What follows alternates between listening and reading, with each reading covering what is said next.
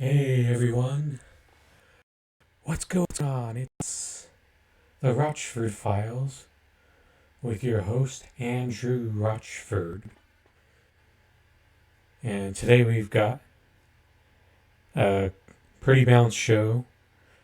I've got a deeper amount of sports related topics to cover today, since that is something that I should try to dig deeper for on episode by episode basis, because that's how the Rochford Files is going to stand out from the other indie left programming that's out there. But anyway, this is Andrew Rochford, and host of the Rochford Files, and we live on Twitch. And it's a good Monday morning or afternoon or evening, wherever you are around the world. I'm live from the Denver area. And there's a lot going on today. This show is going to start off with a lot of Joe Biden talk. Then we'll get into more of the sports-related stories of the day. Then we'll go from there.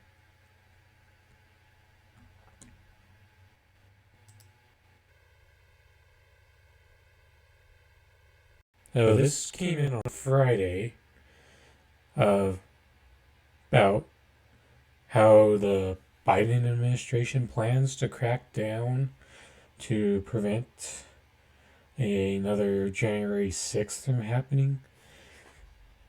But unfortunately, when you talk about January 6th, it was really a psyop that was designed to allow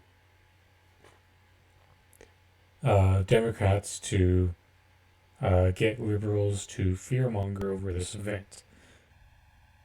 The reality is, Capitol Police let the chaos happen.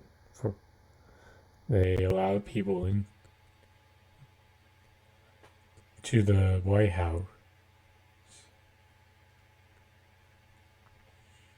and they barely did a bare minimum to try to keep things from going extremely overboard. And that's what this event should really be about, and not the fact that somehow a group of maggots managed to make their way, break through the security and get in, because that wouldn't happen if the Capitol Police had treated that event with the same way that you would expect a Black Lives Matter event to go.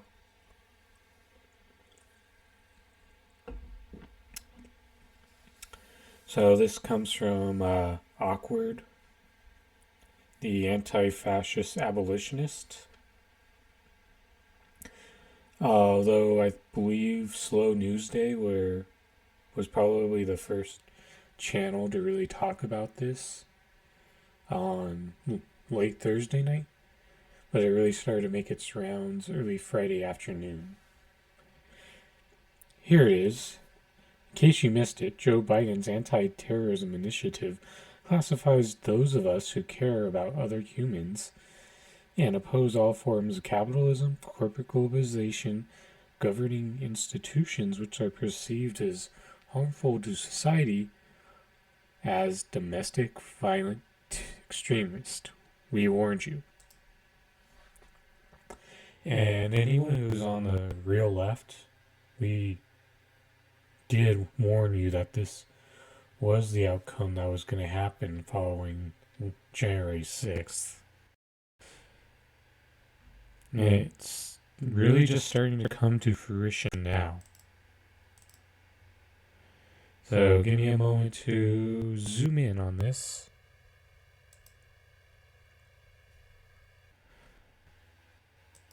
for everyone.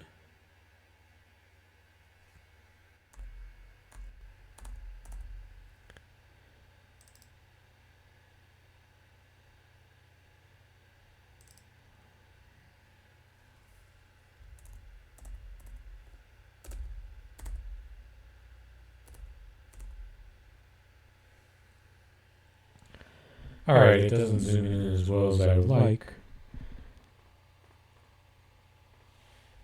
And I'm going to reset this.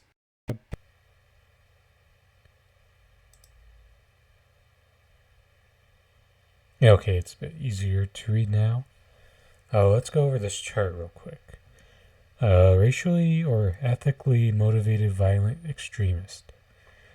DVEs with ideological agendas derived from bias often related to race or ethnicity held by the actor against others, including a given population group.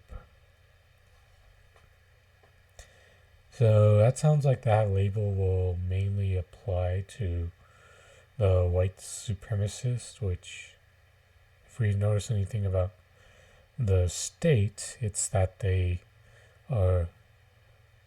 aren't as harsh on the white supremacist groups as they are the left-wing groups like Black Lives Matter or even Antifa to a degree.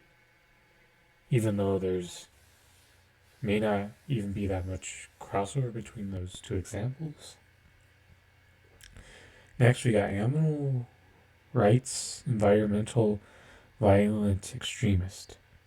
DVEs seeking to end or mitigate perceived cruelty, harm, or exploitation of animals, or perceived exploitation or destruction of natural resources and the environment.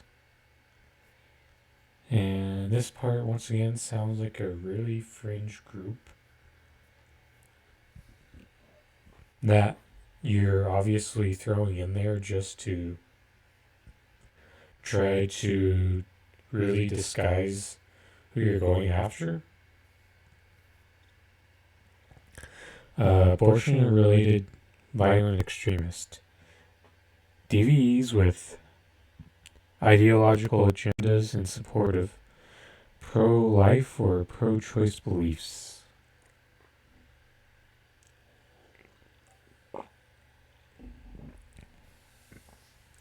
And that's another example of something thrown in there to make it a less biased crackdown on the left.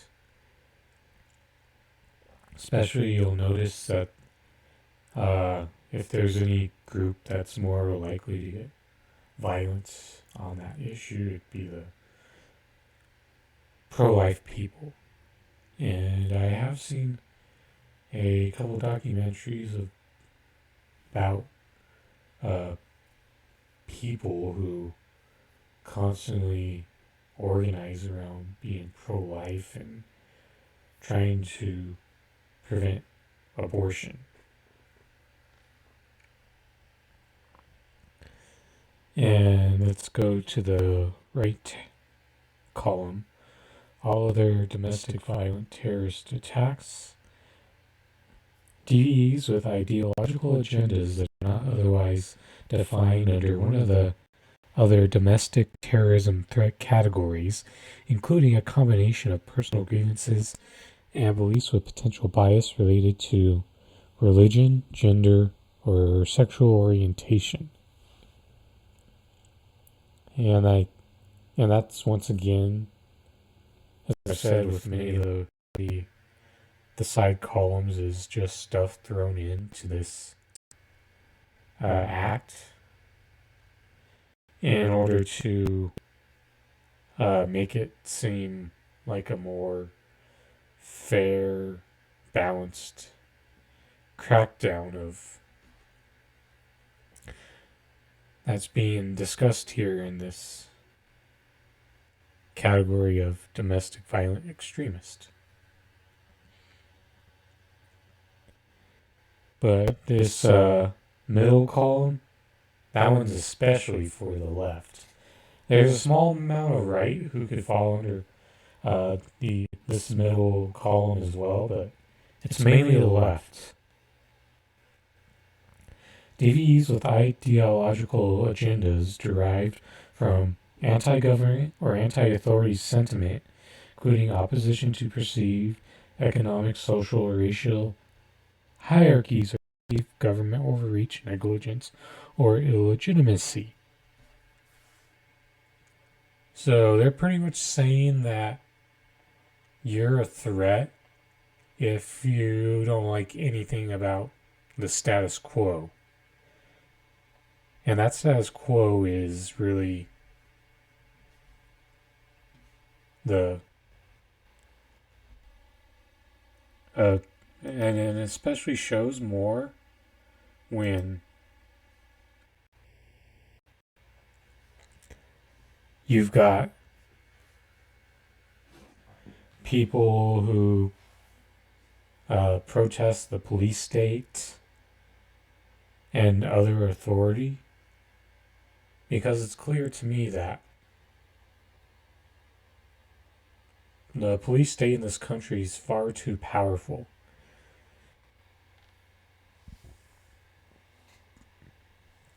Then this next part, opposition to hierarchies. And guess what? These hierarchies that are being referred to here are very unequal, very large disparities depending on who you are, where you live in this country. If you're poor, working class, of color, then you're definitely not happy with the current hierarchies that exist.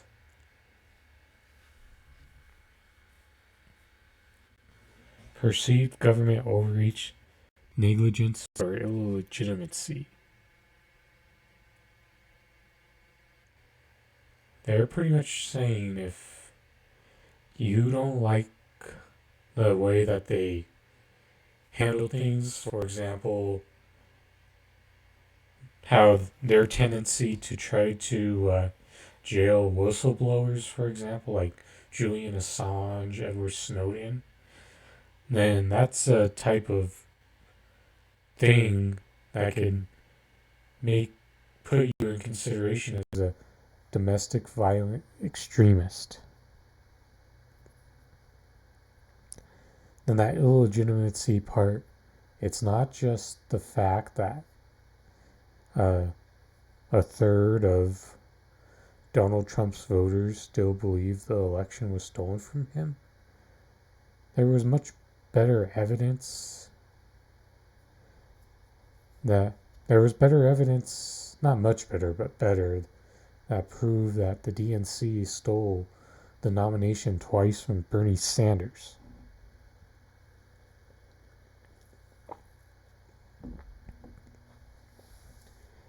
And we know if you're able to see, get out of the bias, you'll know that these United States elections aren't all that legit. And that many of the countries that the United States tries to stage intervention in, they actually have more legitimate elections than we do in the United States. But the thing is, for this election, Joe Biden just won as fair as the current system allows it to be. That doesn't mean that I'm saying a statement of legitimacy to elections in this country, because they really aren't. I'm just saying to what it currently is at the moment. So the thing is, just being to the left of the Democratic Party is enough to be labeled as a domestic violent extremist, even if you're someone who's extremely reluctant for a violent revolution. And the thing is, this government right now is making peaceful revolution impossible. We've seen it time and time again, especially over the last decade, when people try to protest Wall Street. The first Black Lives Matter protest that really took place during the Obama second term. Last summer, Black Lives Matter came out again, and they probably was a lot of frustration due to people not being able to be in a normal life routine as well. But it's just the reality that we live in right now. And just people like me who constantly speak out against both parties, especially the Democrats, since they are supposed to be the left party in this country, but they're really just another right-wing party as well. And the point is, the reason why I focus on that is because they pretend to be the party of the left wing when they're really not. They govern like a slightly kinder version of Republicans. And it's gotten to the point where they're becoming the previous guard of Republican. Like your Paul Ryans, your Mitt Romneys, your John McCains, your Marco Rubios, just to say a few of them, even though some of those examples, they're starting to shift into being more aggressive rhetoric when it comes to their fascism. An anarchist violent extremist who oppose all forms of capitalism, corporate globalization, and governing institutions which are perceived as harmful to society. Simply put, the other part of the equation is just being against the capitalist system and realizing, especially last year, how much of a failure capitalism is. The same system that crashes every 5 to 8 years, then pushes wealth up to the 1%. That happens every time.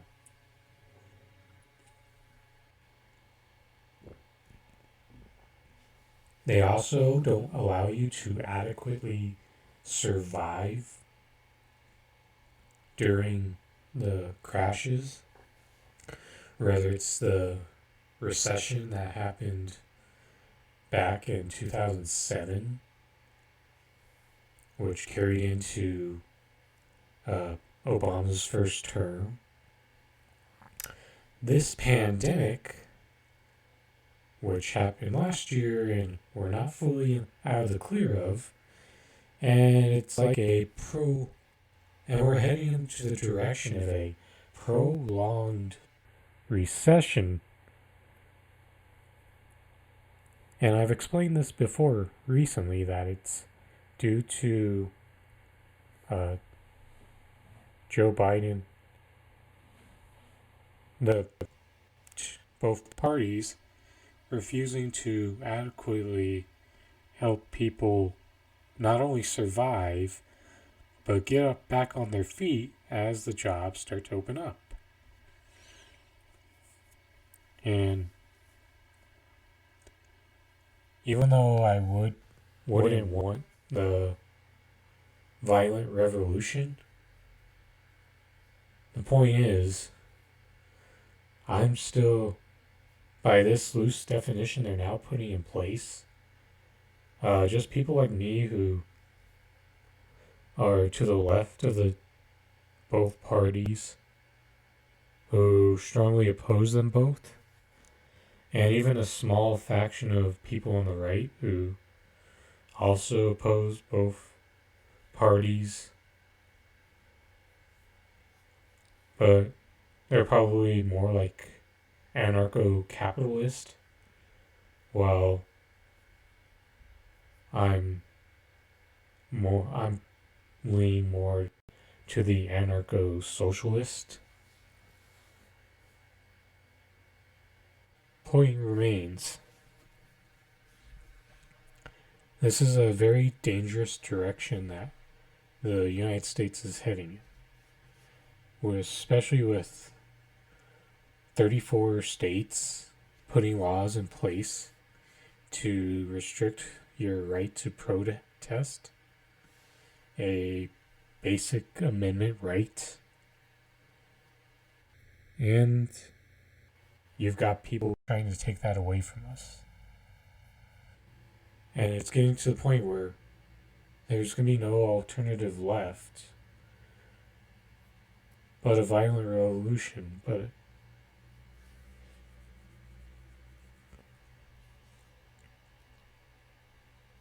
so this is very dangerous, and the only people who, and it's unfortunate that there's such a big group of Biden voters who are extremely indifferent to this because they just care about the blue team being in charge.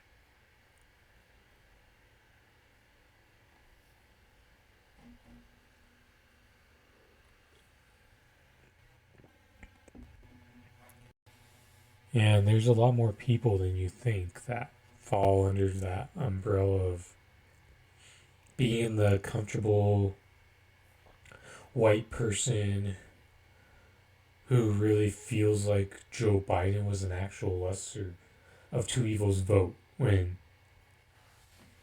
the facts are there's no harm reduction, there's no lesser evil for people of color within the United States or overseas. And they're going to be among the first people to oppose this society that we got now. But it looks to be becoming more dangerous. And they're going further and further into the failed state.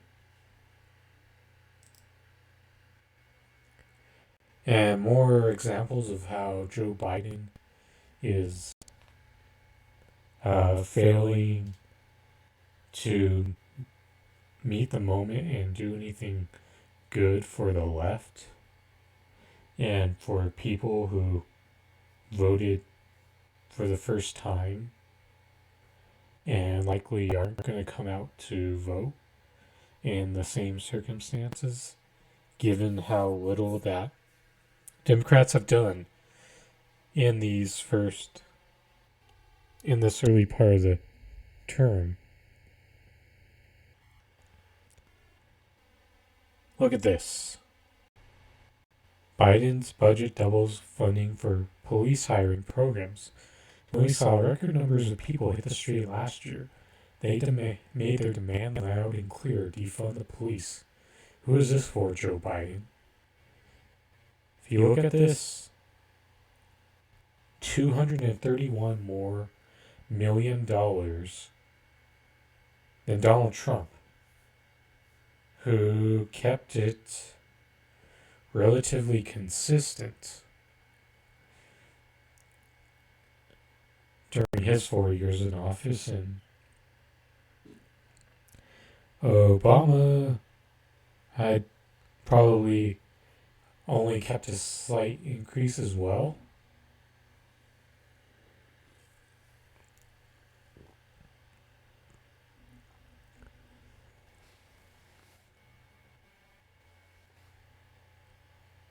It sucks because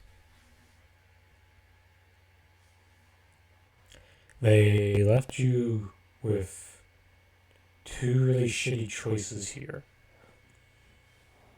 The guy who was going to maintain the police state as is, but use aggressive rhetoric and like Donald Trump. Then you got Joe Biden, someone who isn't completely immune to some dangerous rhetoric in favor of cops either. Remember, shoot them in the leg instead when you could really die no matter where the bullet hits you. And you want cops to shoot in the leg instead, Joe. And he wants more of those leg shooting cops. That's why he added $231 million to the budget to hire more cops to shoot more people in the leg.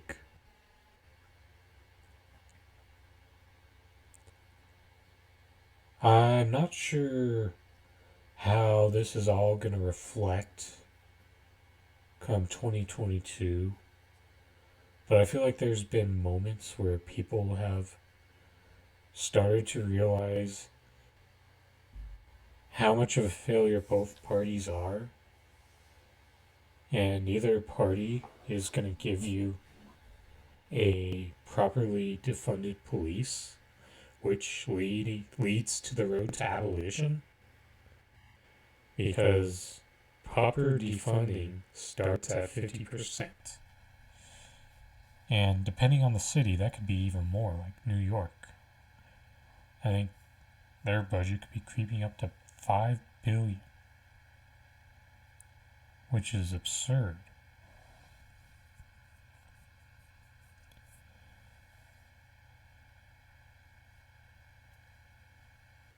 But the main point is not continue as the Democratic Party to ask people to vote for things which is the opposite of what their personal policy demands are. And the fear of Donald Trump really got a lot of people to follow through on doing that. Even though a lot of people are going to tell you that Joe Biden won solidly in that past election, you gotta remember, it really just came down to a high turnout of black voters in a few states like Pennsylvania and Georgia and Michigan. That's really how Joe Biden won. He just hit the right margins in those few states that took a few extra days to get counted for.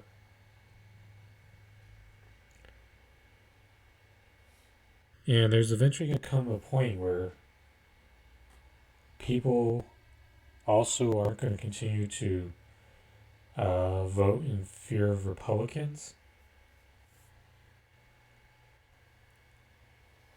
because there will be a lot of people who do support left policies, but they can't get themselves out of the idea of voting blue. And if you actually get a uh, some reporting that's outside of mainstream media, you'll see things like this right here. But the hardest group to get out of this cycle will be liberals. We're for more humane borders. Never mind, we can't be. Joe Biden told us the Democrats told us it's fine now. Oh, defunding the police sounds great. I can see how it makes sense that we need funding for more mental health services and education. I think that's a pretty good idea. Oh, never mind. Joe Biden told me that we can't defund the police, so I think he's right. That makes sense. Oh, Medicare for all. Oh, yeah, I do like that. Bernie Sanders was my first choice. Oh, Joe Biden says, I will veto Medicare for all if it hits my desk. Well, you don't want to get rid of Obamacare. It's still better than what it was before. See how the liberal brain rot will be the hardest group to reach, to make them see the cult that they are in. And that's going to be the hardest group to bring over to doing little things like using the leverage of our vote to move the party left. Lawrence O'Donnell said that's what we have to do. If you want the Democratic Party to start to listen to the left, you have to show you're capable of withholding your vote for them. And I'm telling you right now that there isn't a better election to do that than in 2024. And I understand that regardless of what we do strategically, electorally, that it's probably not going to make much of a difference. But over time, it could help more if you tweaked your focus and made it better. But I definitely understand people who are very against who are very down on voting, and I understand that. But what I'm saying is, if you continue to be caught in the vote blue no matter who, hamster wheel, or vote for anyone who says they're progressive, then you're not really going to improve anything electorally. And that includes the squad.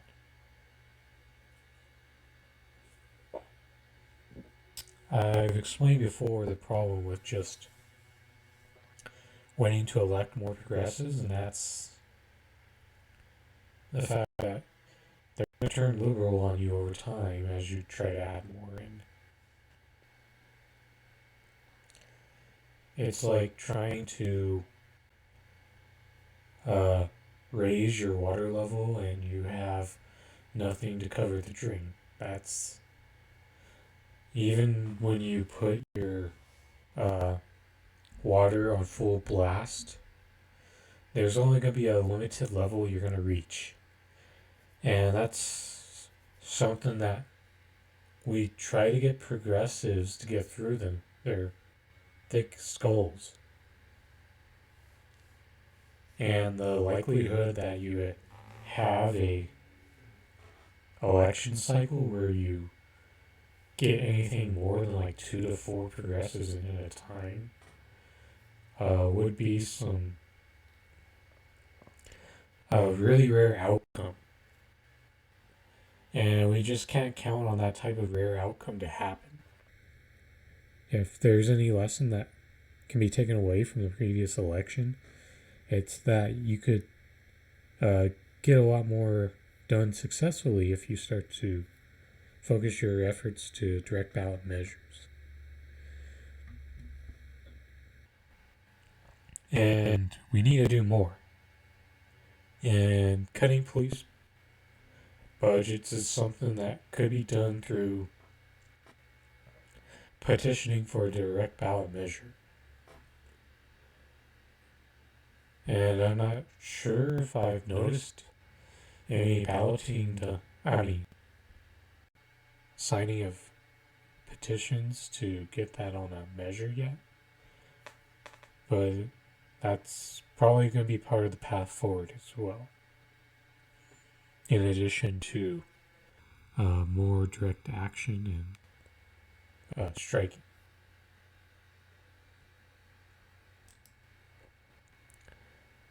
This is another bad thing that the Biden administration is doing. They're rejecting Maduro's call to lift Venezuela sanctions. The Biden administration has rejected a call from Venezuelan President Nicolas Maduro to lift crushing sanctions on the South American country that were imposed by the Trump administration. In an interview last week, Maduro said President Biden should lift sanctions and normalize relations with Venezuela, responding to Maduro's comments in an email to Bloomberg. A State Department spokesperson said a change in Venezuelan policy would only be done if Maduro engages with Juan Guaido, who the United States recognizes as interim president of Venezuela, even though Maduro holds office. Translation, that's the right-wing puppet that the United States wants taking over the country, because they consider Venezuela to be an extreme communist country.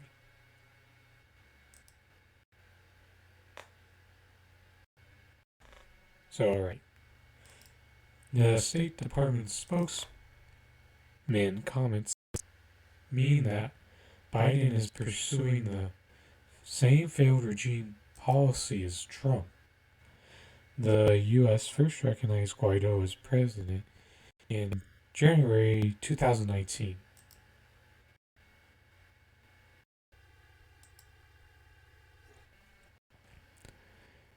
After a failed coup attempt, Guaido lost what little support he had inside of Venezuela and has become increasingly irrelevant ever since. This reminds me of that embarrassing coup attempt that the Trump administration tried. And how they pretty much just got caught right off the border, really. President Trump first sanctioned Venezuela in 2017 and increased the measures throughout his presidency. Venezuela is now ancestrally under a U.S. embargo. The only thing that Trump's policy has done is increase the suffering of ordinary Venezuelans. By choosing to keep the sanctions, Biden is continuing the economic warfare against the Venezuelan people. This point, once again, is about how the lesser evil is a myth. For countries like Venezuela, Palestine, Peru, Bolivia, Syria, the lesser evil doesn't exist. What the lesser evil really is just boils down to an argument of which crumbs you prefer more.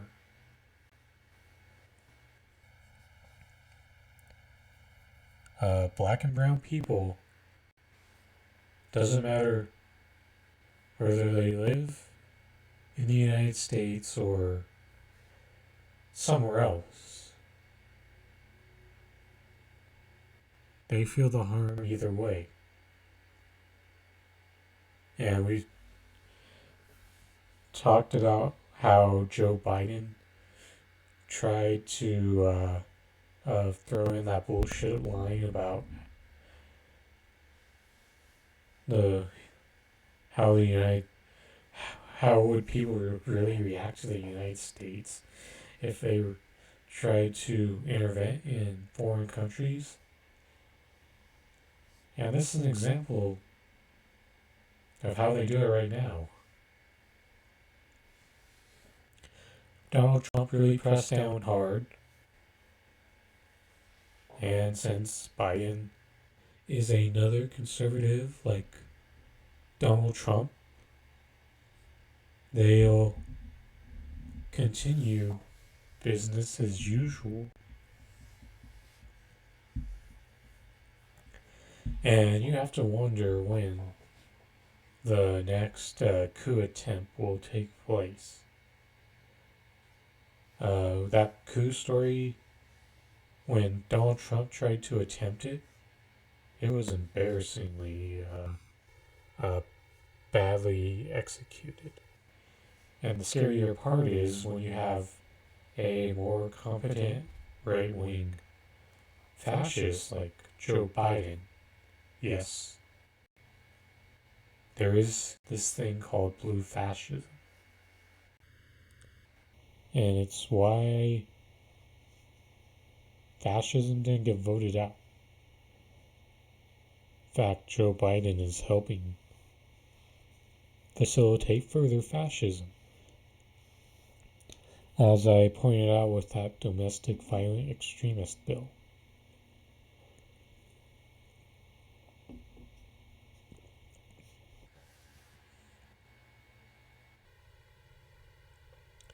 Also, you've seen the issue of Israel and Palestine flare up again. And this Joe Biden is a guy that said that they need a Israel to exist. This system is about a bunch of war hawks. And for the most part, it doesn't matter which party you're on. Even if you are more principled than average among the House or Senate, you could barely count the more principled anti-war voices in Congress on your hand.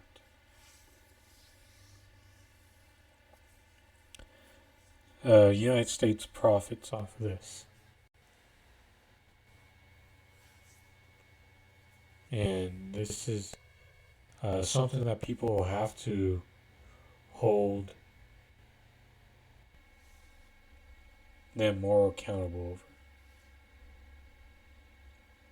over. I've said that imperialism and state violence go hand in hand. And if you think you can only oppose one without the other, then you're not getting anywhere on either. And the basic start is the smallest thing that could be done is just voting against both parties, even though it's probably not going to mean much in the short term.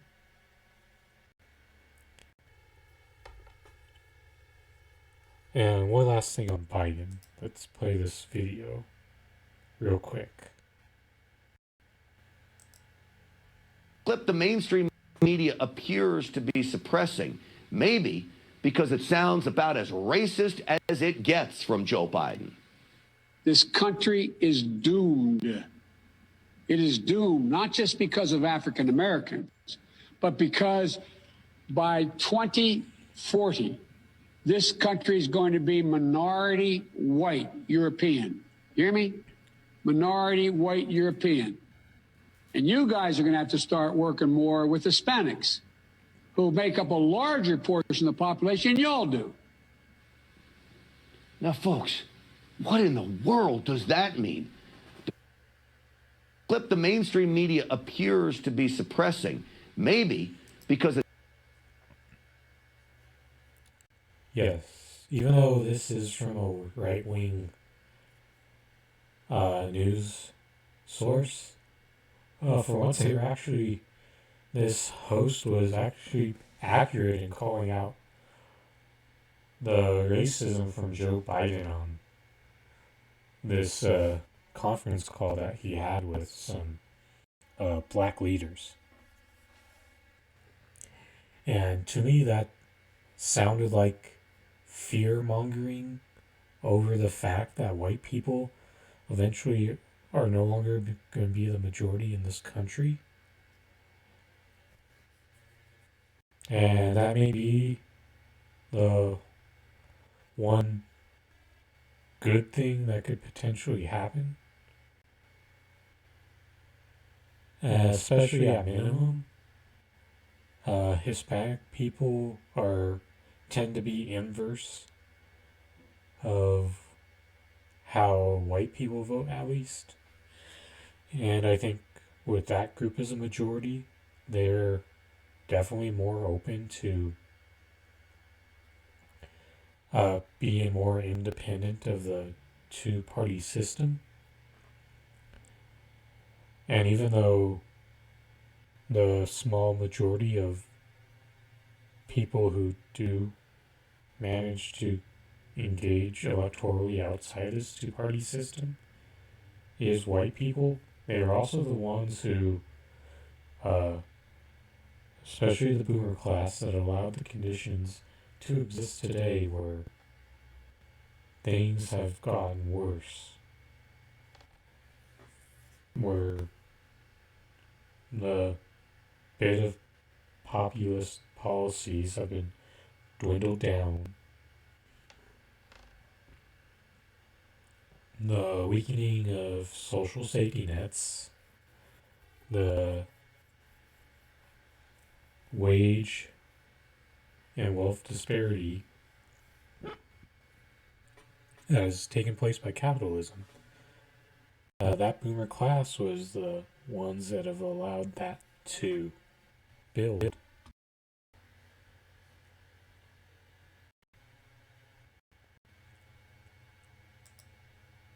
And it's really racist for Joe Biden to come out and really disrespect the black community again and the Hispanic community. He did both at the same time. This is the guy who said, "I don't want my kids to grow up in a racial jungle." He expressed his fear of a white minority that is creeping up on the horizon. I'm going to play this again, but it really sounds like he fears the idea of being the white minority. It sounds about as racist as it gets from Joe Biden. This country is doomed. It is doomed, not just because of African Americans, but because by 2040, this country is going to be minority white European. You hear me? Minority white European. And you guys are going to have to start working more with Hispanics, who make up a larger portion of the population than y'all do. Now, folks, what in the world does that mean? Wow, the fact that people let him mainly get away with fear-mongering over trying to maintain the white supremacy system that's currently in place. And I think the other thing he really did with the black community is really mock them. Oh, instead of asking us rich, powerful white people for demands that we will only give you something symbolic that won't really change your lives, you're going to have to ask the Hispanic people in the future. And I hope they treat you the same way. I feel like that's the vibe that Joe gave. Yeah, he would love for this right-wing capitalist racist society to continue, even if white people were no longer the majority. And there's a ton of white people who would love to see that happen as well. Me, on the other hand, I would hope that a Hispanic majority country would change things for the better. And that would start with the border. And I think this immigration issue is showing that immigration is not just a brown issue. It's also black. It's a black problem as well, especially with the amount of Haitians that have been deported under the Biden administration. And I think the point that's been going for a while is having class solidarity and race, and it has to be an intersectionality on race as well. Otherwise, you're only going to get so far if you put all your resources in just trying to cover the class gap as opposed to things that happen due to racial inequality. And that's a really disturbing statement from the President Joe Biden. And even though Newsmax is a right-wing network, this host actually called it right. Even though they don't do it in a way that they do it in a tokenism type of way, but they can still identify liberal democratic racism correctly from time to time. Next, this story is about Donald Trump. And I think this is really the first time I've covered a Trump story, because these things just aren't productive for the left to talk about, given that he is no longer in office, and he is not currently a looming threat. So that's why I don't consider Donald Trump to be a focus right now. But let's dive in. Former President Trump reportedly suggested sending Americans infected with COVID-19 to Guantanamo Bay. Former President Trump reportedly suggested sending Americans infected. In an effort to stem the rapidly growing number of cases on U.S. soil in the early days of the pandemic, according to a new book. Trump, during the February 2020 meeting and the Situation Room, as an administration officials were discussing whether to bring infected Americans home for care, reportedly asked the attendees, "Don't we have an island we own? What about Guantanamo? We import goods," Trump reportedly said to his staff. "We are not going to import a virus." The new details come from nightmare scenario inside the Trump administration's response to the pandemic that changed history.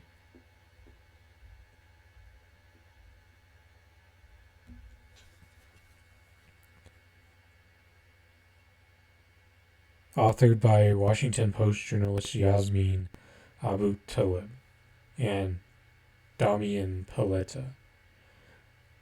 The authors interviewed more than 180 people, including a number of White House senior staff members and government leaders. This book is set to be published June 29th.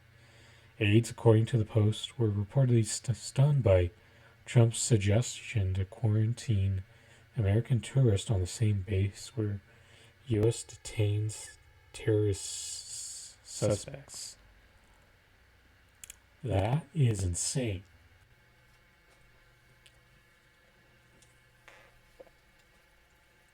Don't get me wrong. A Democratic-led government would have only marginally handled COVID better than the one where Republicans controlled the president and Senate. But this is just insane to me. This type of thinking. Donald Trump as reported, I believe, late last year, had a journalist cover up to hide the real numbers of the coronavirus in order to prevent public fear. If you thought that was bad, man, this is worse. Imagine if he really followed through on this idea. Think about all the people who would still be stuck there right now. I can definitely see that there would have been people who still would have been stuck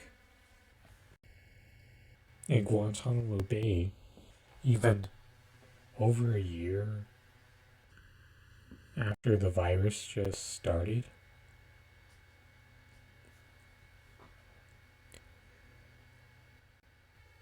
Even though he was strongly incompetent, especially at the start of the pandemic.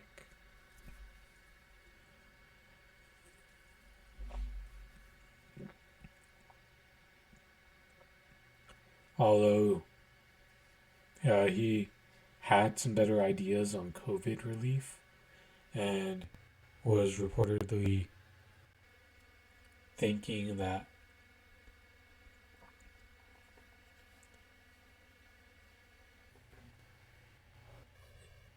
like $2,000 check would be better. There were certain things about that first bill that passed for the stimulus, which was better than the one Biden passed, like the $600 unemployment insurance was one. That was honestly the best part of the whole thing. He tried to get more checks passed, but Nancy Pelosi refused because she thought that would cause Democrats to lose the election. Then he still pushed for $2,000 checks, even towards the end of his time in office. So there were a couple small things he did. He tried to advocate for better than Joe Biden when it came to the coronavirus relief. But overall, there was strong incompetency when it came to handling it early on.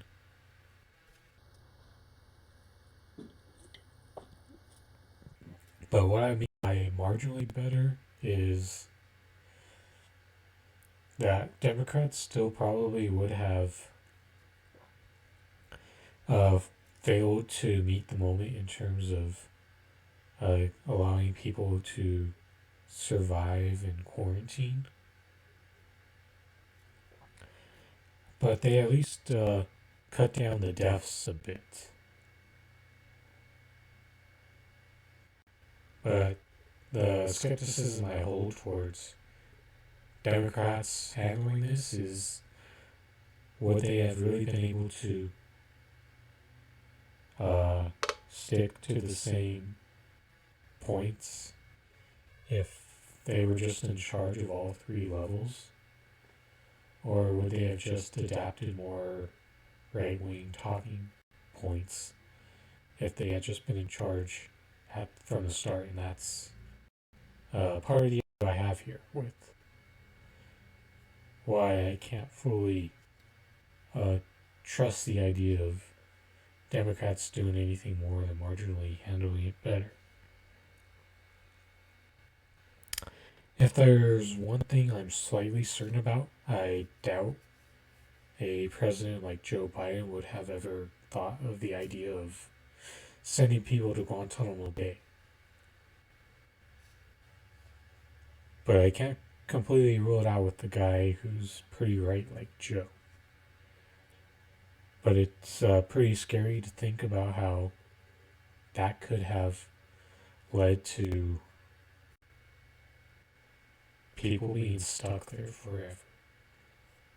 And if Trump had followed through on that idea, that would have just added to the further motivation to vote him out of office. And the last thing he needed was to further motivate people against him, as he already had a lot working against him in that regard. And this corporate media was built on the Trump derangement syndrome.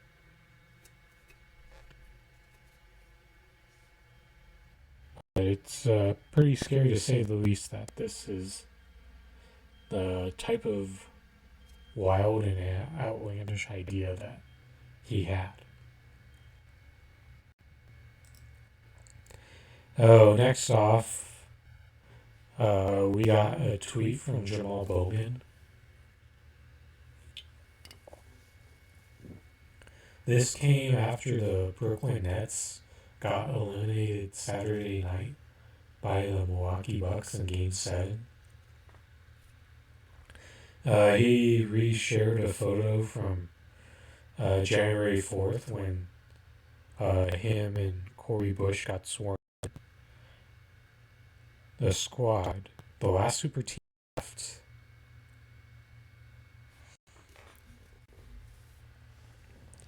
Yesterday I tweeted that this squad is like when Vince Young called I believe the 2011 Eagles a dream team. You remember how much of a massive disappointment that Eagles team was? I mean, they had great talent for like 7-on-7, but when it came to playing the games with the non-skill positions on both offense and defense, they had a really bad year. And this squad is doing terrible right now. They are failing to meet the moment. They won't use their leverage to do anything as a group. They're a bunch of individuals who tell you that they're a group, but really they're a group by association rather than a actual solidarity. If they had solidarity for the right reasons, we would probably have a couple extra things from this Biden administration. If they held their ground on something, we could either have something like $2,000 checks, or that $15 minimum wage, which is the compromise.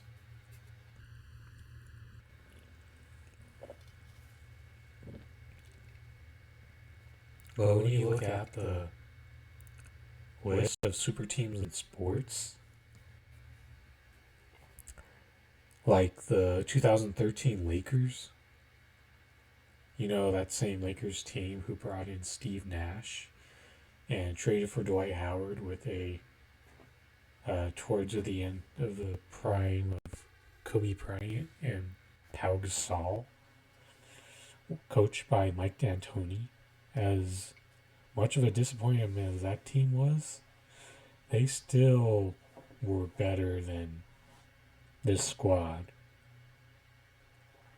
Remember when the Brooklyn Nets tried to build a super team before this current one, around Darren Williams and Brooke Lopez, with the walking corpse of Kevin Garnett and Paul Pierce?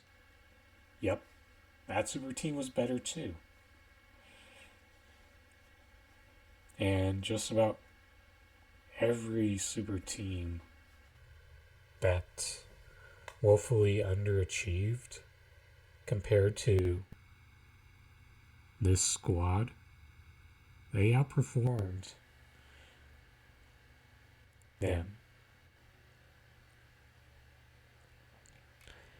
And it's extremely frustrating.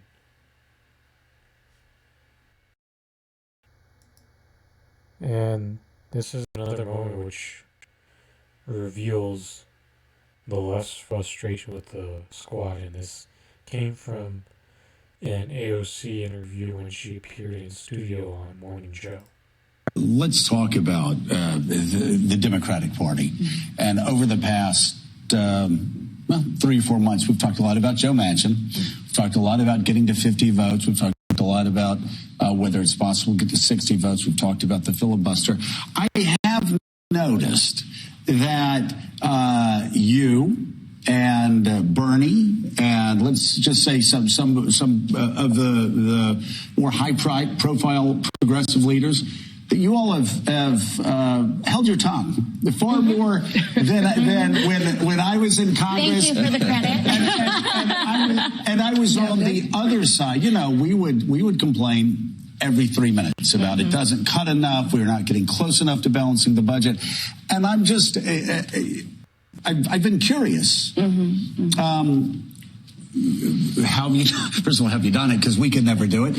Is there more of a plan to let the moderates work through this, let them try to get to where they go, and then we work behind the scenes and meet them behind the scenes? I do think that there has been a large amount of behind the scenes work. You know, for example, in the American Rescue Plan, moderates, there were some moderates on the Senate side that wanted to cut stimulus checks, that they wanted to cut the child tax credit, which are checks that are hitting people's, mailboxes right now. Right.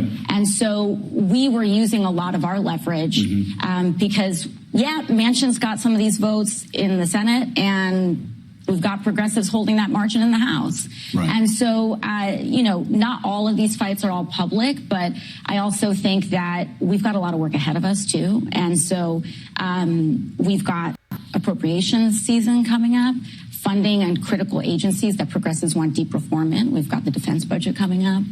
We've got, DHS coming up. We've got a lot of these different big bills that have from agencies where there's been lots of concerns.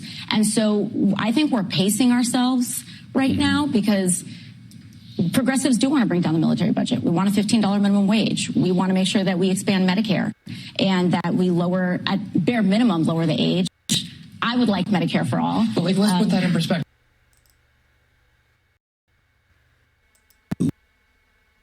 Wow.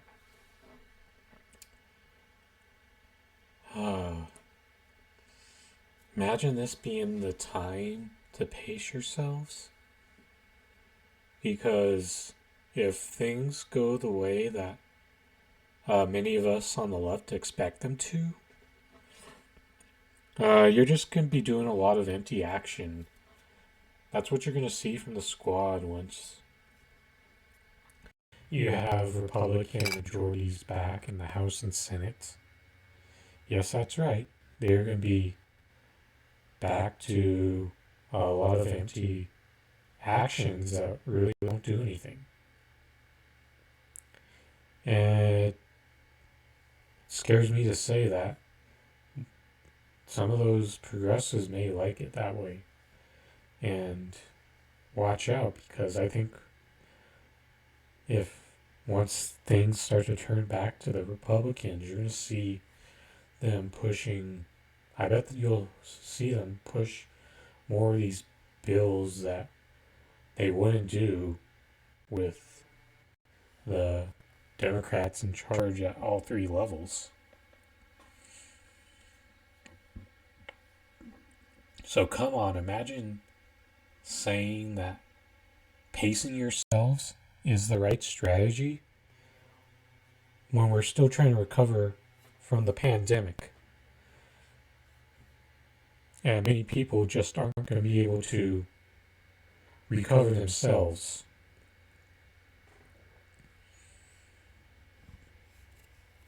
Man, this incompetence is frustrating.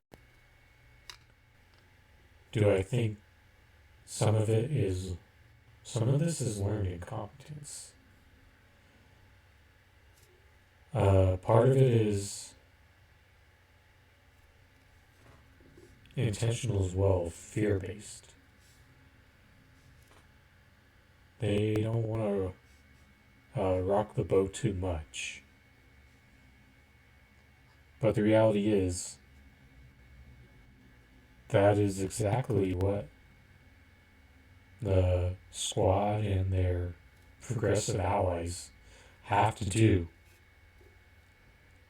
And the fact that AOC is content with what they're doing now is extremely frustrating.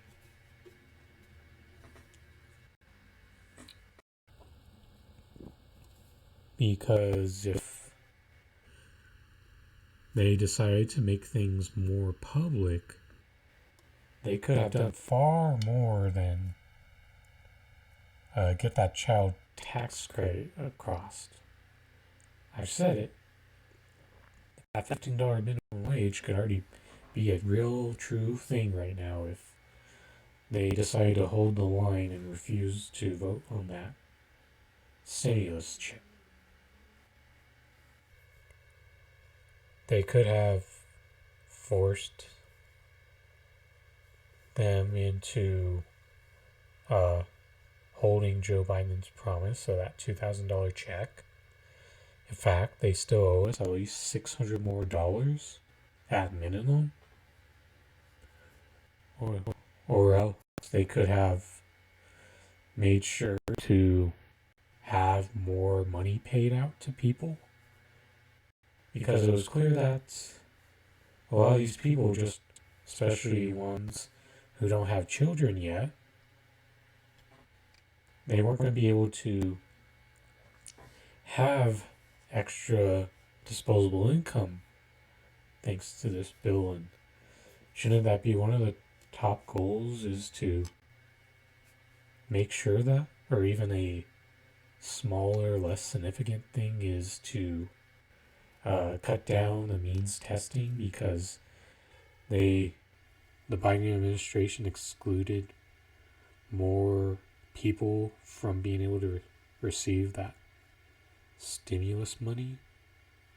I think it went from like 85,000 to 75, so that's even an example of a small thing that should have been done if they didn't pace themselves and threw all their chips at the table. And this is why I say the squad is like a bunch of Ben Simmons. Is throughout that series against the Hawks, there were like 3 or 4 games where Ben Simmons barely shot 5 times.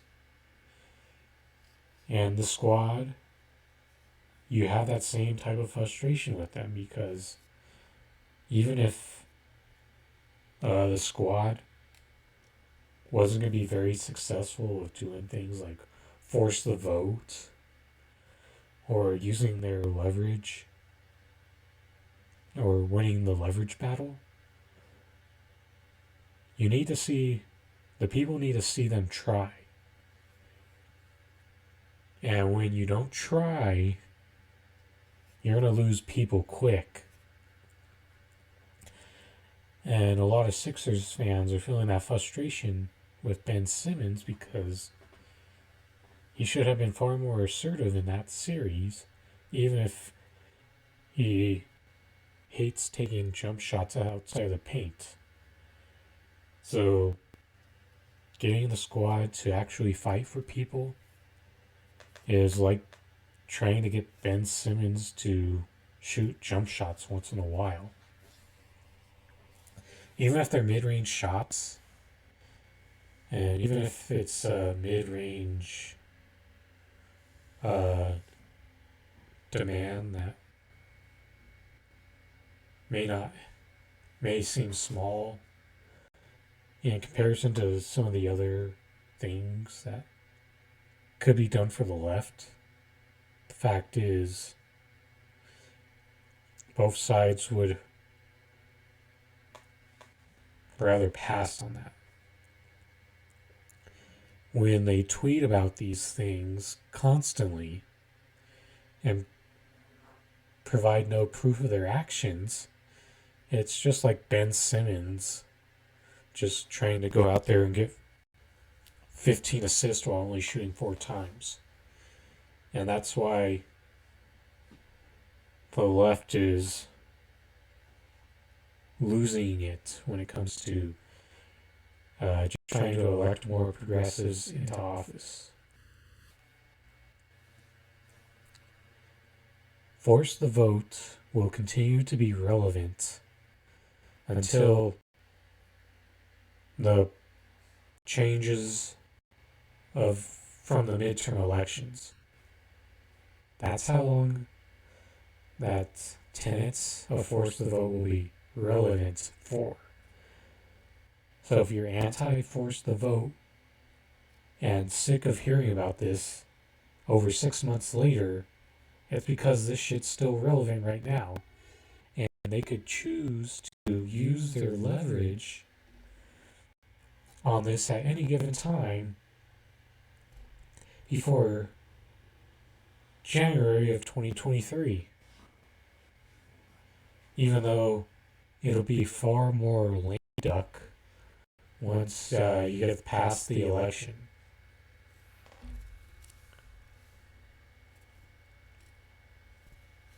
So the overall point is, we don't want a super squad. We want a super group of fighters, and right now, their strategy is terrible. And people must continue to call them out on it. Especially since they're closest to the left. And the best way to get the things you want is to pressure the people that are closest to you. The right gets that pretty good. But for some reason, you get this stupid backwards logic with liberals and progressives who try to tell you that, oh, they can go unchallenged right now because you put that energy towards your average Democrat, or what about Republicans? See how dumb that sounds when you've got the right margins for this squad to come through for you. And they're just not doing that.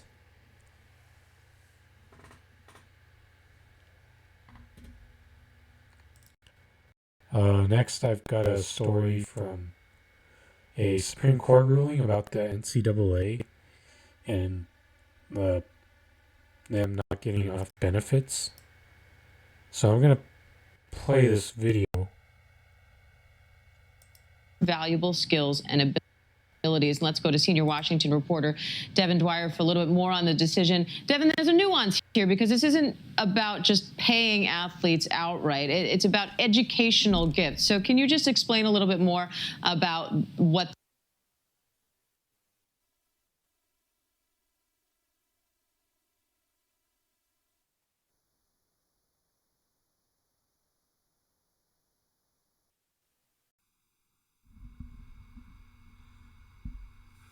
I was hoping this would load all the way through, but I'll give it a moment.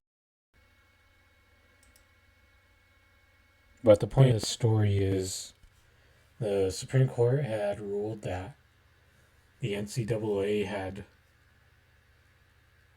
blocked educator-related compensation, and that they haven't been giving them enough.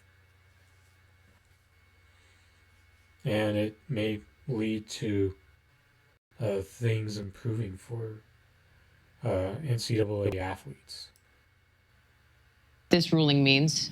Yeah, Diane, I mean, this case is significant in that it's a sign that the dam has broken a little bit, at least legally, when it comes to paying or giving compensation to college athletes who long have complained that even coaches, commissioners of leagues have been making millions of dollars. Meanwhile, they have been limited only to their tuition, room, and board, and a very limited, modest $5,000 cap on things like computers, paid internships, study abroad, musical instruments.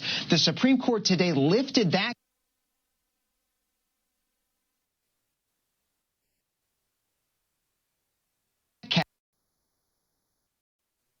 cap, said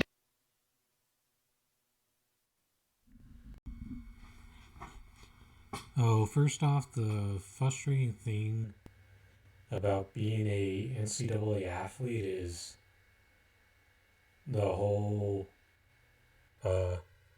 bullshit student athlete label. It's because the NCAA uses both sides of the label to their best interest. And they usually, and the thing about these programs is it's hard for athletes to be truly committed as students because of the hours that they have to give to their job of being athletes. Because if you're playing football or basketball, you're bringing in the money for the college. You're bringing in most of the revenue that it takes to support these institutions. And the thing is, they have enough money to not only compensate them for being an employee, because that's what they really are, as an athlete is an employee rather than a student, and they have the full outright ability to make sure that they pay these athletes as employees at the same time as giving them the right to educate, giving them that education as well. that cap on those education-related expenses violated antitrust laws. But the court didn't go further. They said that the existing rules banning compensation salaries for college athletes can remain in place, at least for now. So a big blow to the NCAA. They said this would be a slippery slope, but a victory for these college athletes looking for just a little bit more compensation for all their hard work there on the playing field. Diane? And let's bring in senior national correspondent Terry Moran for a little bit more on how the Supreme Court reached this decision. What are the justices saying here, Terry? Well, the justices did not take on the big question, which a lot of people are arguing about. Should college athletes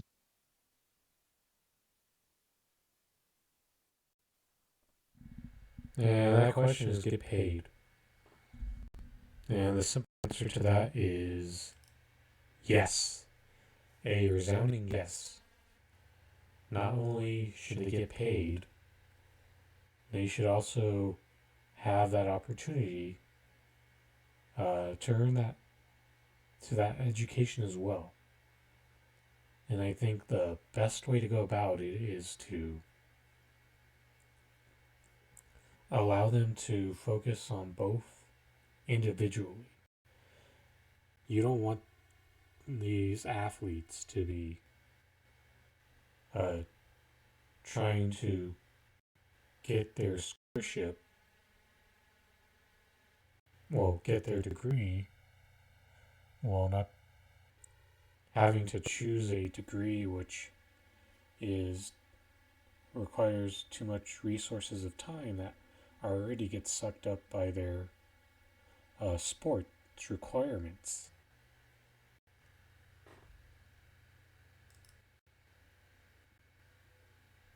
Just be paid a salary.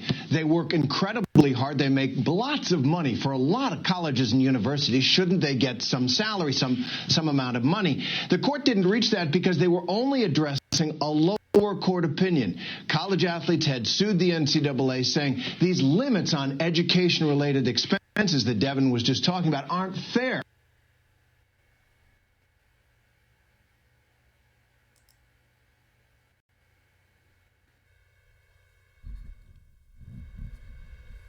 And when it comes down to it, the history of the NCAA has shown that they'll always figure out a way to protect themselves, especially when that said athlete has a career-ending injury.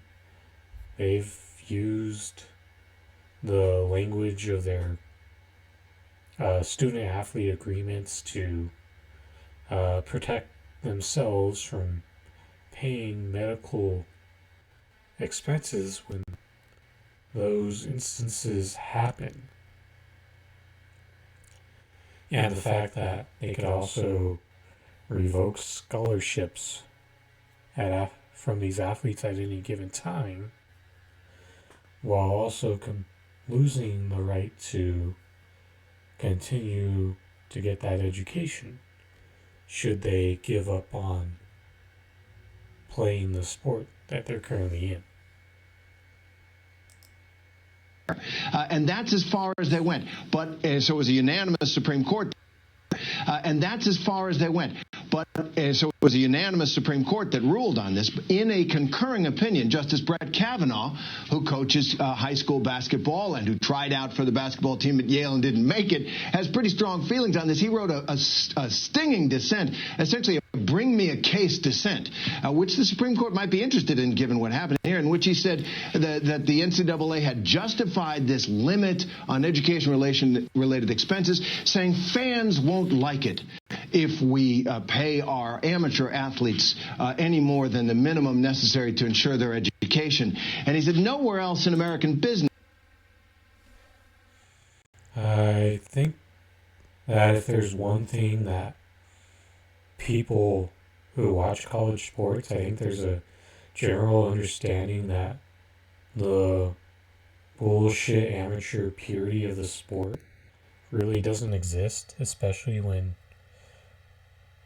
pretty much every college is unethically bringing athletes in. I imagine that a lot of them always have been getting paid under the table, especially if you're in a major program. So I don't care about this bullshit purity argument that gets thrown into why college sports are better than professional sports. And I just don't buy it. This college system is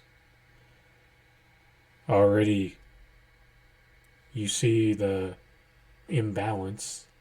It's clear to me the imbalance that exists in college sports.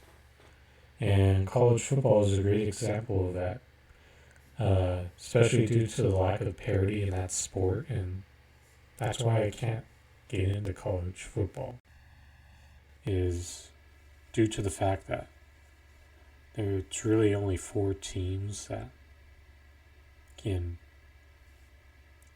are in one league, then are in one tier, then it's everyone else in a bigger tier. And that's a frustrating aspect of it, and the idea that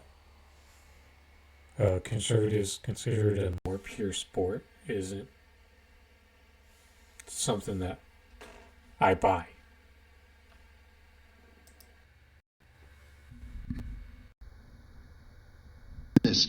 can a company get away with agreeing not to pay their workers a fair market rate on the theory that their product is defined by not paying their workers a fair market rate? The NCAA is not above the law. This is a blow to the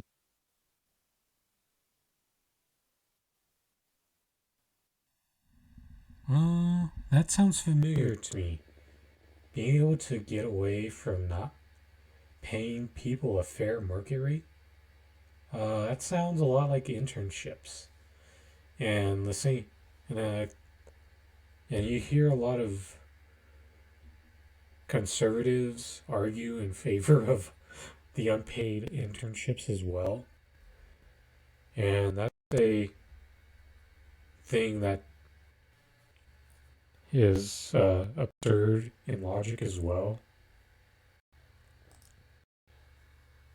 NCAA, but it's not the big question. But it's pretty clear that this court thinks that the claim of amateurism is essential to the functioning of NCAA, of college athletics, just does not hold water. But this one only goes to education-related expenses. And Terry, amateurism?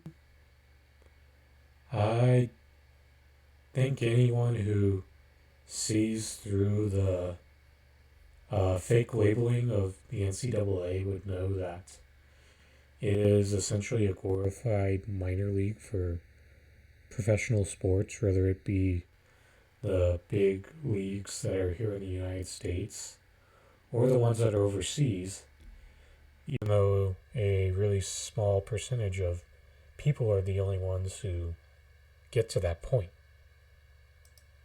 You said that this is a unanimous decision. What kind of impact do you think that has on just the way the American public views the court, particularly at a time when politics is so divided? Yeah, that's a great question. I'm going to give that a bit more time to load before I respond to that question. As you're watching the Rochford Files with your host, Andrew Rochford, live on Twitch. And it's a good Monday afternoon here in the Denver area. And let's get back into it. Because we've seen a lot of the justices come together this term on unanimous or very large majorities in unexpected cases. We saw that in the Obamacare case, the Affordable Care Act case, where Clarence Thomas joined with the liberals, as did two of the Trump appointees, Brett Kavanaugh and Amy Coney Barrett, to uphold the Affordable Care Act in that case. This is a court, this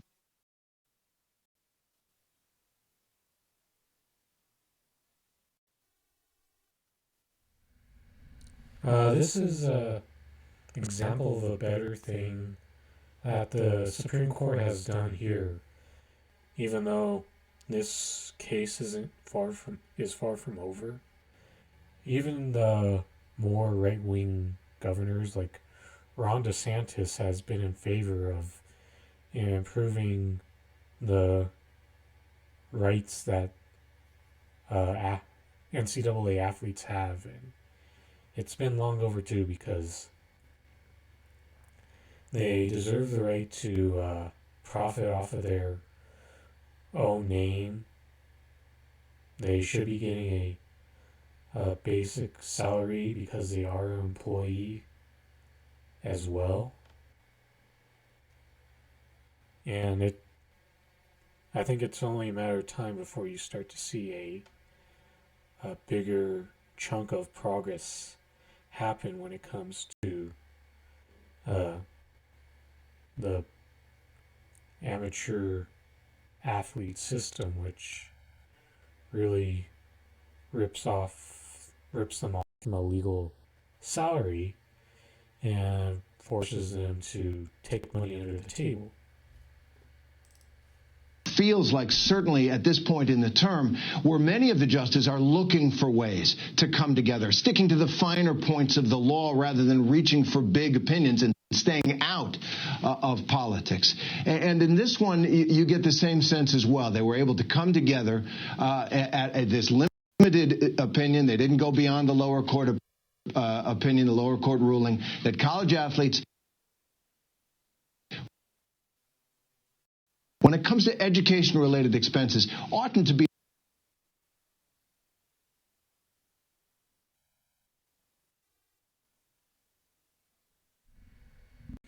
I'm going to throw in another point. It's more to me than just education expenses.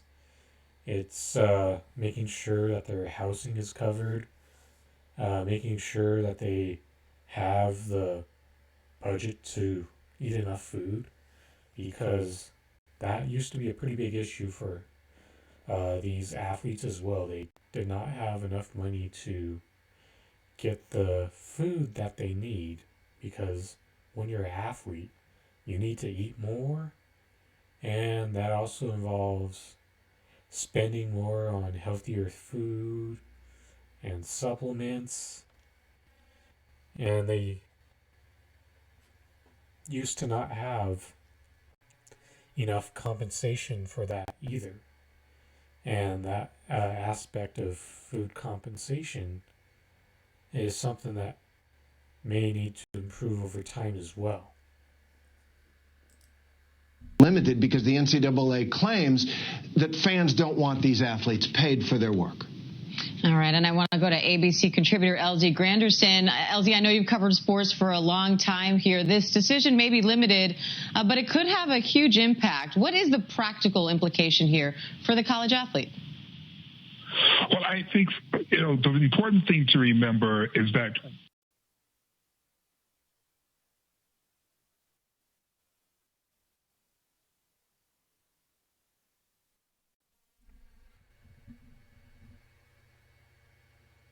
once again, apologies. The connection doesn't work as well with certain videos and certain video sources, especially when I try to play longer videos straight from Twitter.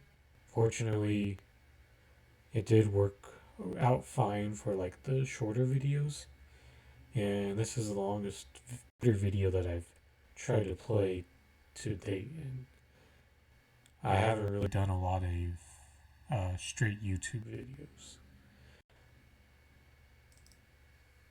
While we say the NCAA generally in terms of sports, we're really talking about the two real main sports that are the huge money drivers, football and basketball. And these are two sports that are dominated by players of color. And so it's almost impossible, Diane, to have this conversation about fairness and about antitrust laws without also acknowledging that there seems to be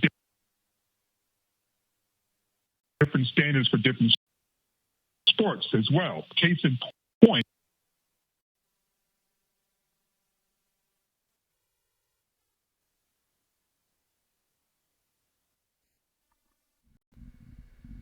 I feel like what LZ Granderson is about to get into is the other sports that generally don't drive revenue in the same way that football and basketball do.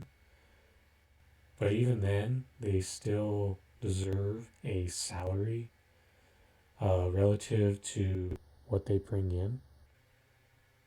And anything for them will help too.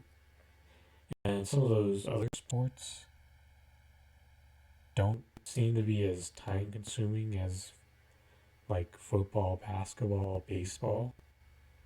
And from my experience, it seems like you can do that more. You could have more of a choice of the time that you use to practice on that sport compared to football, basketball, where the coaches really control your work schedule.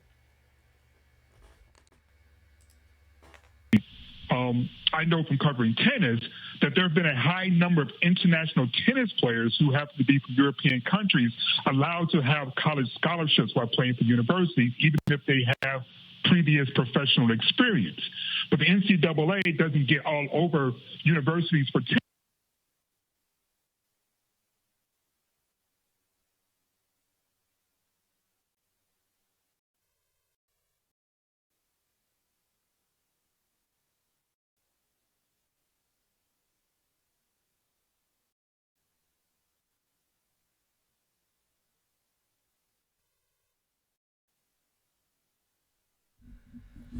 I think overall I pretty much covered the main points from that video.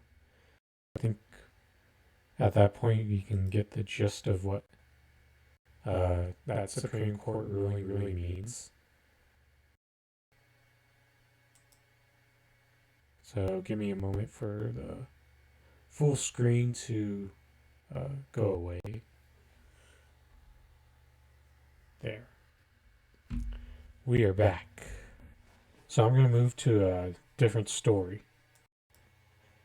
So this one is close to home. So the Nuggets are offering a maximum of $42,000 per year for a social media coordinator in a city where the median one-bedroom apartment is $1,680 a month, and the owner is worth $8 billion. Eat the rich. Yes, I do agree that we have a major problem in this society with expenses rising well beyond the salaries that are being offered by jobs. And I talked a lot about that last week with the dynamic of the job market and the people trying to use the free market leverage against the system that usually the ruling class capitalists game against us. And what I've learned about sports being in college is many sports positions pay poorly. And this just isn't a clunky issue. This is a sports issue across the board. And even though I always wanted to work in sports, my thing was wanting to be a play-by-play announcer. Obviously, if you can reach that status of being a high-level play-by-play announcer, you're making 6 figures a year. But it's a have and have-not tier when it comes to positions in sports. And that doesn't matter whether it's professional sports, college sports, or even high school sports. It exposes a issue in this country where pay isn't meeting the demand of rising cost of housing. And I've discussed this last week as well about how we have to start to put mechanisms in place that prevent the landlords from and the real estate owners from raising us out of affordability with apartments. And I wanted to say my previous apartment in the city of Denver was well below that median, and that was really one of the rare spots in the city which is in that ballpark. And it's a really big challenge to just find a one-bedroom place that reasonable in price.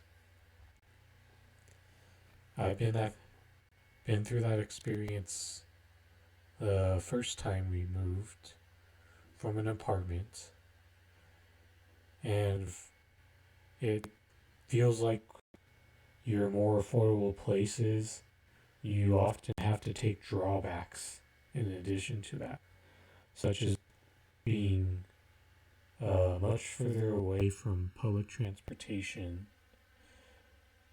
You're usually quite a bit further away from stores that a person who can't drive may need to make living in apartments easier, especially if you have to sacrifice being able to drive and make monthly car payments and insurance. But I wanted to go through a bit of the quote tweets on this post. And here's one I disagree with. How about y'all get mad about real shit like Denver Public Schools paying teachers $42,000 a year? Imagine a teacher making as much money as someone Twitter page. No.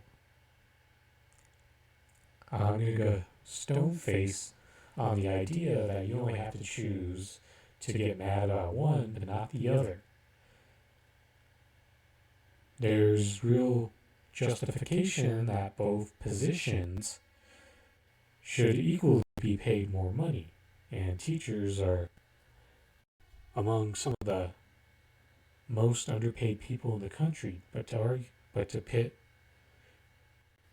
punch down and make against one of those sides is something that we just can't do. Punch up on the people who offer the under adequate pay. Don't punch down on someone else who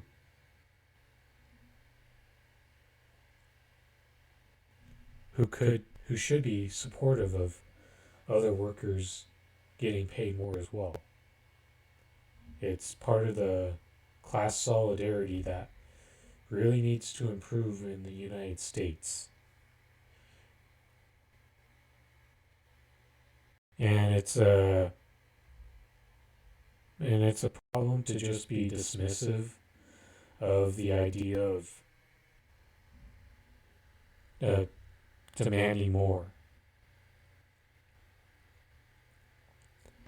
And to have reductive takes like someone will take the job. That's beyond the point. It's a society that has so many positions across the board where workers are underpaid. And that's part of the capitalist system that needs to end. And in a workplace democracy, you'll have better paid teachers, better paid people in retail, better paid people in the food industry. And this idea that you get when you're propagandized that you can't have solidarity for it all happening is something that people really have to unlearn. For example, you could go to a Facebook post when it comes to issues of workers' rights and like even the stimulus check, and 98% of the people are punching down in some way. And you see that occasional comment of someone who gets it that you have to punch up, but that person really gets ignored for the most part.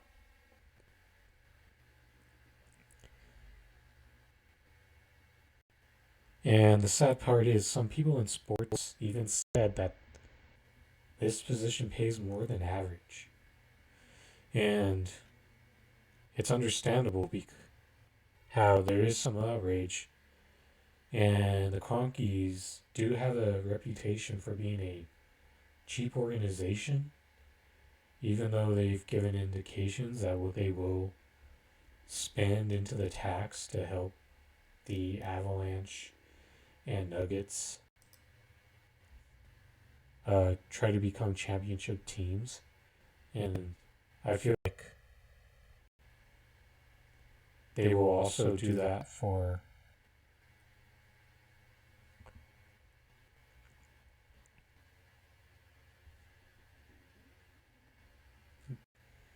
it feels like they would do that for the LA Rams as well, since Kroenke does own that team. But I wanted to shed light on this because it just shows that job industries across the board are underpaid, and I support the idea of all those industries having better pay, not just the one that is more underpaid than others. I want them all to have improved pay, more rights in their workplace. I'd like for them all to have universal health care. That way it doesn't get deducted from their paycheck from their employer-based health insurance. I really want it all to happen. And I wish people would realize that it's not going to get done just by fighting for small individual groups. Things are going to improve when you fight for everyone. And it's not only class lines, it's also along race, racial solidarity. And I want that to be clear, since there's a portion of the class reductionist left that is dismisses racial issues too much. And racial issues is a part of fixing the inequality that we have in society right now. And this excerpt from an article posted by the Fred Hampton Left will be a great example of that. You are not fighting white supremacy unless you oppose capitalism. Truth. An estimated 19% of Black American families have roughly 3.5 million households have a negative net worth because of a history of discriminatory policies from the government and private industry that has hindered their accumulation of wealth over time, according to a new McKinsey and Company study released on last Thursday. Just 8% of white households have a negative net worth by comparison, according to the global management consulting firm's comprehensive report on the economic state of Black America. An additional 4.3 million Black households have a net worth of less than $10,000, the study's authors said. That is a sad state of affairs. And with this past Saturday being Juneteenth, what's the important thing is to continually advocate for the policies that will help Black people. It isn't giving them a holiday like Juneteenth. It is helping to fix the wealth gap. And there's a lot that needs to be done in order for that to happen. The first thing is addressing their debt, such as medical debt, student debt,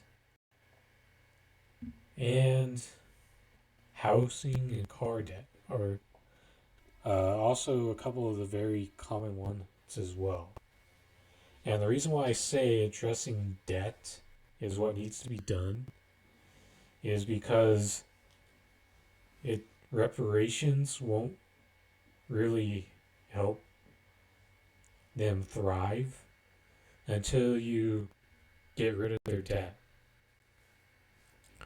Or else, if you're about prioritizing reparations first, there's going to be a lot of Black people in this country who aren't going to feel the difference of their reparations because it's going to get sucked up by their debt.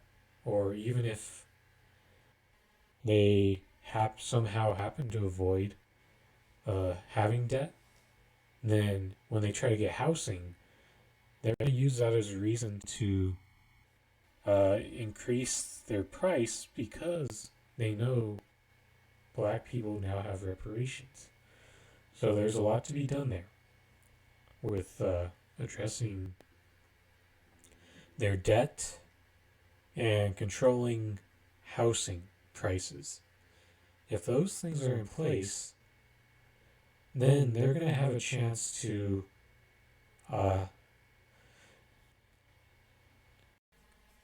close the gap on the disparity and the inequality that has happened in their history of existence in the United States.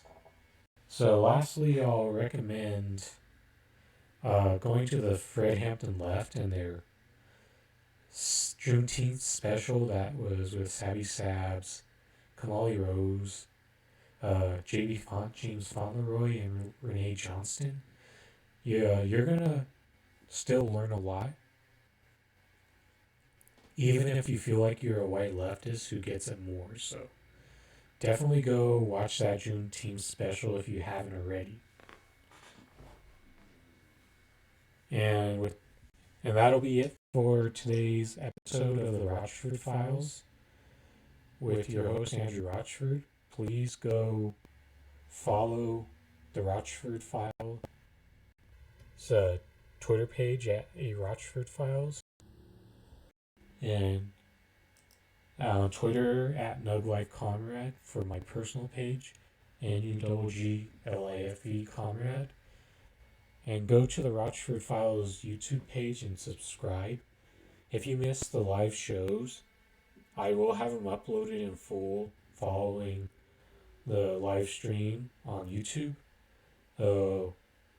That would really help me a lot. I'm trying to get my subscribers up on YouTube, in addition to grow my following on Twitch. And I appreciate all the viewers today who have stood with me consistently throughout the duration of this stream. And I look forward to being back here Wednesday, 3 p.m. Eastern, with more political analysis and coverage. And this is Andrew Rochford saying goodbye and good night.